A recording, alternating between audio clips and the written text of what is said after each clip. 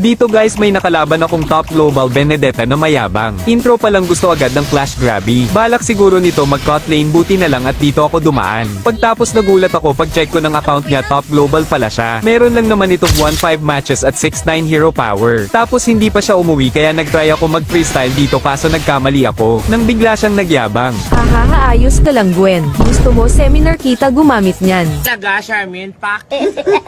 Dito nga ay nagpapakiramdaman kami, ang magkamali ay siyang talo.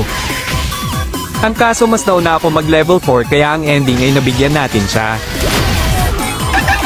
Yabang nakachamba ka lang. Swerte mo low health ako. Talaga? Hindi sana pinabillboard mo.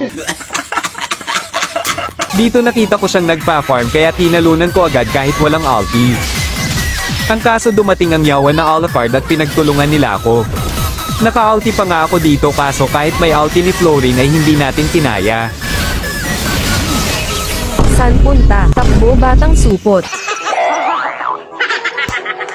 Tapos low health na ako kaya ang ginawa ko ay tumakbo na lang ako, kaso hinabol ako ng yawa na grab kaya bagsak na naman ako.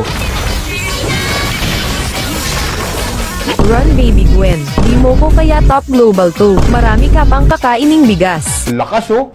Oh my god! Ang lakas oh!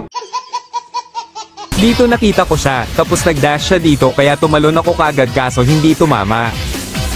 Tapos nag-ulti agad siya dito, akala niya siguro porket wala akong second ay wala na akong takas. Pero ang hindi niya alam ay papalag ako, ayan mag-Facebook ka muna brother. Birthday mo ba, lakas ng swerte mo? Mamaya ubos na yan. Yabang-yabang nito. Tapos magpupush lang sana ako, kaso gusto magpapansin ni Novaria kaya binigyan ko na rin.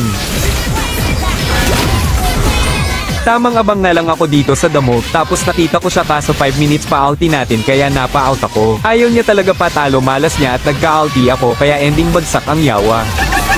Tapos ka na Gwen. Seryosohin ko na ha. Magtago ka na bata. Kapal na mukha mo. Hala grabe naman, hindi pa pala seryoso si Idol. Tapos hindi ko alam may tao pala sa damo. Anong ginagawa mo dyan Idol? Nagbibilang ng damo, hahaha. Nga pala baka bago ka lang sa ating page at gusto mo ng mga ganitong videos ay i-like at follow muna ang ating page.